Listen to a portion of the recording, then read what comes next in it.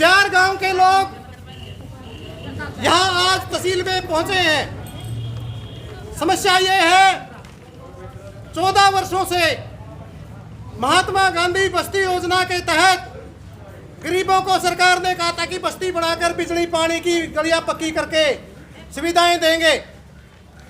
14 वर्ष बीत चुके हैं, बहुत सारी रजिस्ट्रियां बन चुकी हैं। 14 वर्षों में आज भी अंतकाल उनके रजिस्ट्रियों के नहीं किए गए हैं।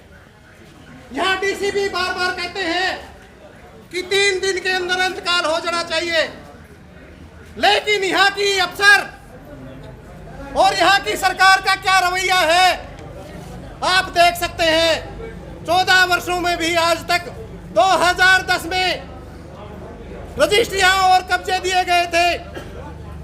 उन प्लाटों में ना आज गलियां पक्की है, ना बिजली है, ना पानी है। आज किसानों के भी खुद हालात आप जानते हैं, अपनी जमीनें बेचकर इलाज करवाना पड़ता है।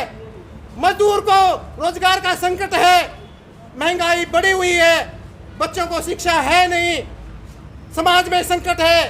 सरकार हिंदू मुसलमान की बात करती है और इस प्रकार के दंगे सरकार आज भी प्रदर्शन कर रही है कि देश में हम प्रदर्शन करेंगे, लेकिन यह हालात हकीकत में जमीन पर क्या है।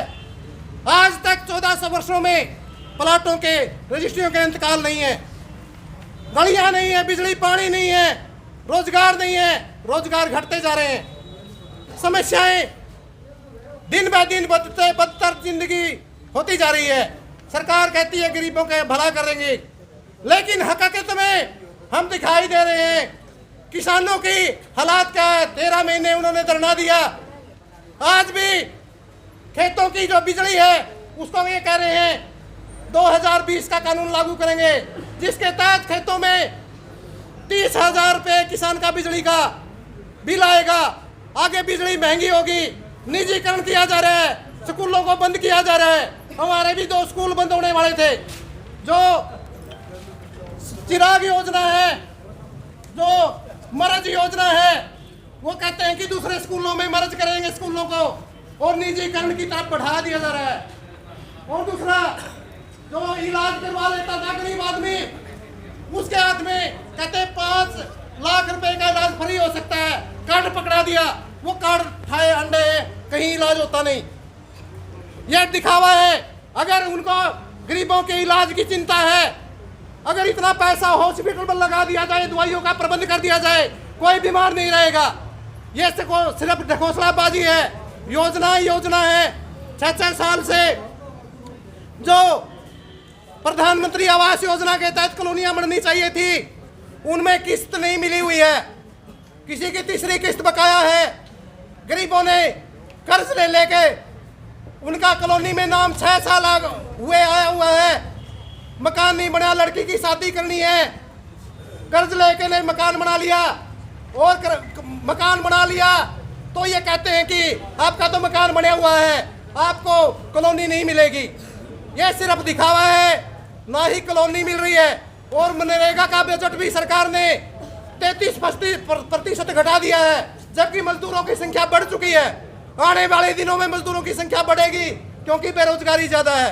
ऑटो वाले परेशान हैं, रेडी वाले परेशान हैं, छोटा किसान परेशान है। आज मजदूरों की हालत बदतर होती जा रही है। आज हम इस बात के लिए आए हैं कि प्लाटों की 100 गज के प्लाटों की रजिस्ट्रियों के अंतकाल किए जाए, और प्लाटों में बिजली पानी और गलियां पक्की की जाए। इस बात के लिए हम यहाँ तहसील कार्यालय में पहुंचे हैं।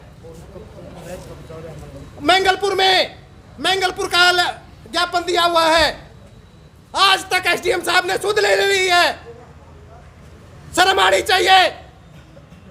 बार बार पंचायत ही अवैध कब्जा करवाती है पैसे लेकर के, जबरदस्ती, और आज तक वहां नींव भरी हुई है, उस पर कोई ध्यान नहीं है।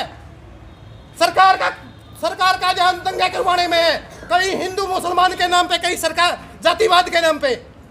यह भगत सिंह का देश है, चंद्रशेखर आजाद का देश है। यह दंगों को रोकने वाले हैं हम किसी का दंगा नहीं होने देंगे। बर्दपुर में भी दंगा करने की साजिश हुई थी, मुंह मोड़ जवाब दिया। 6 गाड़ियों को हमने पकड़ा है, रोक लगाई है दंगे पे, यहाँ किसानों ने नूह में दंगे को रोका है, दंगा नहीं होने देंगे, सरकार का भ्रम निकल दे।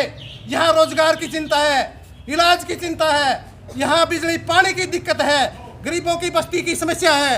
इस बात के लिए हम आए हैं और अपनी बात कहने के लिए हम यहाँ तहसील कार्यालय पे पहुँचे हैं और इस बात को हम एसडीएम साहब के मार्फत इन्हीं के लेवल का मामला है, ये विधायक के लेवल का मामला नहीं। विधायक तो अगर वो जनता का प्रतिनिधि होता, हमारे बीच में आता, वोट लेने के लिए लोग दिखाई देते हैं। जब वोट ले लिए जाते हैं, सरकारें बढ़ा दी जाती है, जनता से कोई सरोकार नहीं होता। सिर्फ यहाँ के जो वीरेंद्र सिंह जी, जो देश के सहकारिता पंचायत मंत्री रहे हैं, उस समय सहकारिता मंत्री थे, पंचायत मंत्री थे। पंचायत मंत्री के कंट्रोल में देश का मनरेगा का बजट होता है, कॉलोनी पंचायत मंत्री के अंदर में होती है। उचाने के अंदर काल पड़ा हुआ है, कहाँ काम दिलवा दिया वीरेंद्र सिंह जी ने। दुष्यंत चौटाला उप मुख्यमंत्री का दावा करते हैं और यहाँ के विधायक भी हैं। क्या कर दिया? क्या जिला परिषद को ने कर दिया? क्या पंचायतें कर रही हैं? पंचायतों का काम गरीबों की जमीन दबाना है, गरीबों के नाम पे वोट लेना, ठगना। और तो सरकारें पंचायत बनने के बाद गरीबों की जमीनों की नींवें उखाड़ दी जाती है। मंगलपुर में दूसरा लेटर दिया हुआ है, इसको बर्दाश्त नहीं किया जाएगा। कानूनी उसमें सरपंच को कई लोगों ने समझाया है, ठीक तरीके से सोच, दिमाग ठीक रख, ये बात गलत है, गैर कानूनी है।